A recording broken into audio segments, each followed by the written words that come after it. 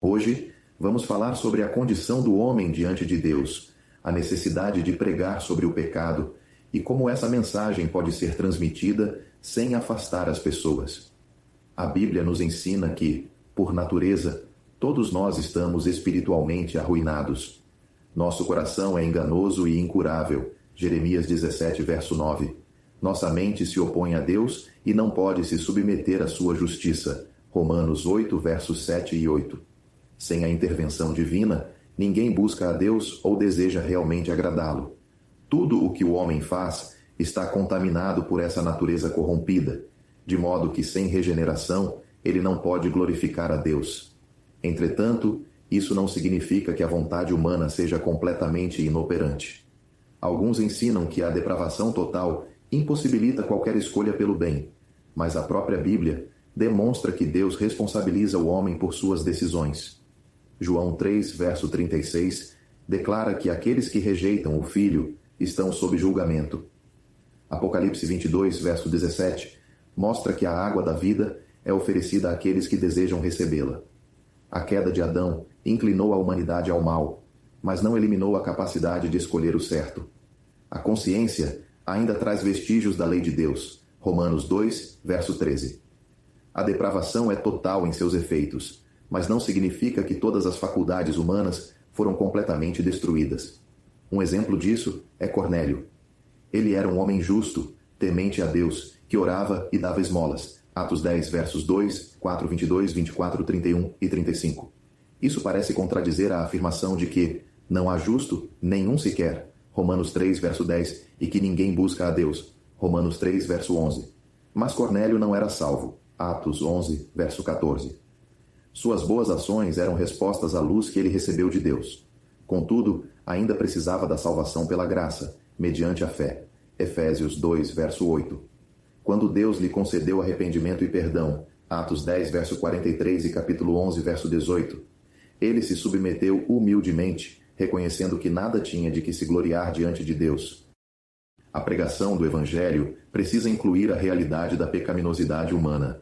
O Espírito Santo convence do pecado, João 16, verso 8.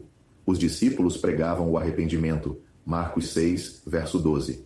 Antes de subir aos céus, o Senhor Jesus ordenou que se pregasse o arrependimento e a remissão dos pecados, Lucas 24, verso 47. O apóstolo Paulo enfatizava tanto a necessidade de arrependimento quanto a fé em Cristo, Atos 20, verso 21.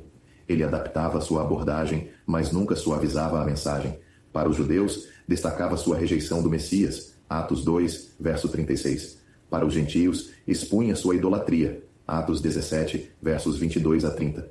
O Senhor Jesus fez o mesmo. Confrontou a mulher samaritana com seu pecado, João 4, versos 13 a 16. O jovem rico com sua avareza, Lucas 18, versos 18 a 22. E Nicodemos com sua necessidade de renascimento espiritual, João 3, verso 3.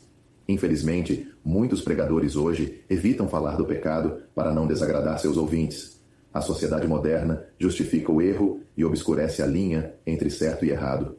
Mas suavizar a mensagem não traz salvação. Sem o reconhecimento do pecado, a cruz se torna irrelevante. A pregação do Evangelho precisa equilibrar a apresentação da graça divina com a realidade da ruína humana. Um pecador impenitente não se beneficiará de ouvir apenas sobre o amor de Deus sem entender sua real necessidade de salvação. Mas pregar sobre o pecado não significa ofender deliberadamente. O Senhor Jesus sabia abordar cada pessoa conforme sua necessidade. Com a mulher samaritana, foi direto, mas gentil. Com o jovem rico, sem pressa, plantou sementes que poderiam frutificar mais tarde. O apóstolo Pedro não mencionou a idolatria ao pregar para os judeus em Jerusalém, enquanto Paulo não falou sobre a rejeição do Messias ao pregar para os atenienses. A verdade deve ser dita, mas de forma sábia e sensível. A pregação apostólica frequentemente causava desconforto e até ofensa. Atos 2, verso 37, capítulo 4, versos 1 a 3 e capítulo 7, verso 54.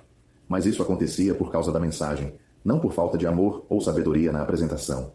Quando pregamos no poder do Espírito, falamos com clareza e graça. O Evangelho não deve ser diluído, mas também não precisa ser anunciado de maneira agressiva. Nosso objetivo é servir aos outros, honrando-os no processo. Romanos 12, versos 10 e 11.